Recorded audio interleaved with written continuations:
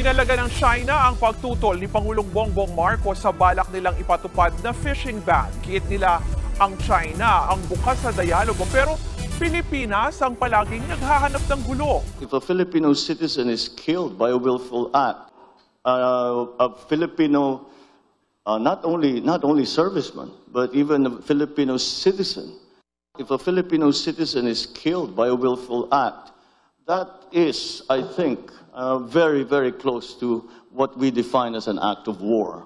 Nagpahayag ng mariing pagtutol ang Pilipinas laban sa unilateral na fishing ban ng China sa South China Sea na kasama ang bahagi ng West Philippine Sea. Ang ban na ito ay itinuturing ng Pilipinas na paglabag sa soberanya at sa mga batas na pang-internasyonal.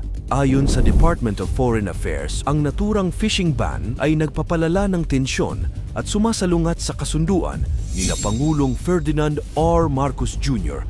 at Pangulong Xi Jinping ng China na pamahalaan ng kanilang mga pagkakaiba sa pamamagitan ng diplomasya at dialogo. Bakit tila China pa ang may karapatan sa sakop na teritoryo ng Pilipinas? At ano ang naging pahayag ni Pangulong Bongbong Marcos na pinalaga ng China? Yan ang ating aalamin.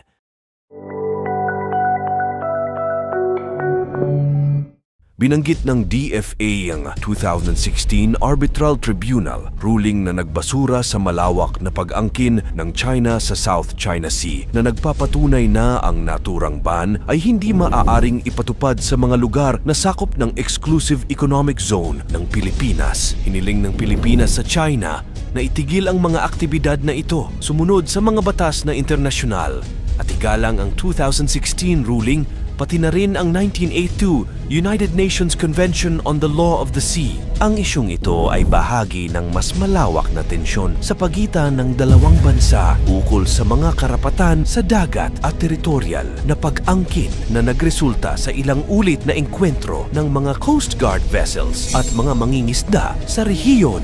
Ang mga mangingisda sa Pilipinas, partikular na ang mga nasa Zambales, ay matapang na tumututol sa ipinataw na fishing ban ng China sa West Philippine Sea.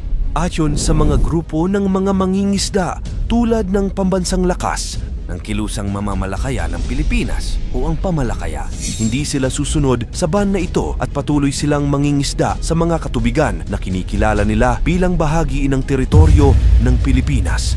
Ayon kay Joey Marabe, coordinator ng Pamalakaya Zambales, walang karapatan ang sinumang dayuhan na magbawal ng pangingisda sa kanilang sariling teritoryo.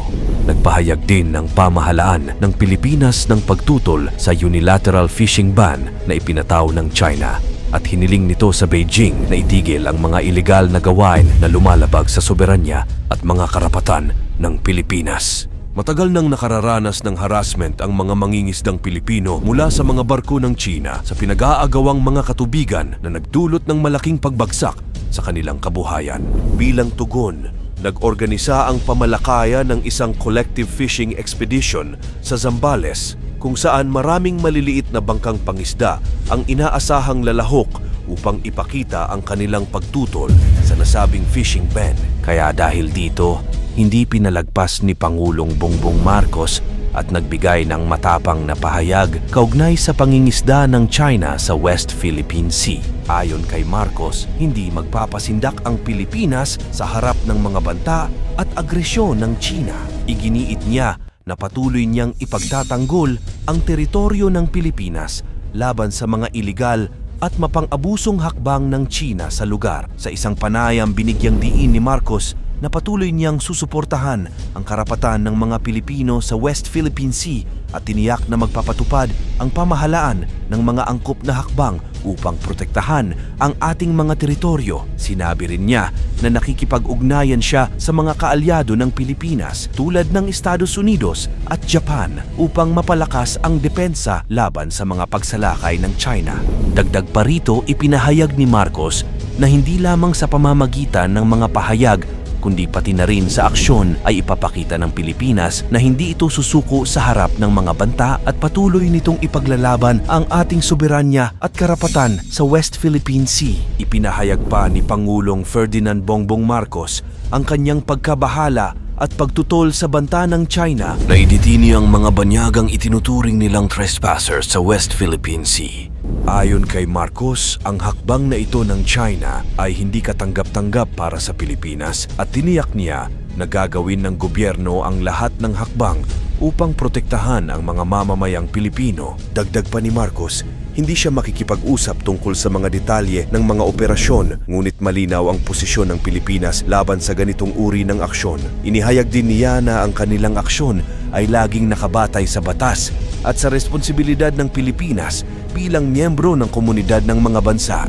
If there was an incident that ended up killing a Filipino serviceman, be they a Coast Guard or in the military and part of the Navy, well, that would be increase the level of response.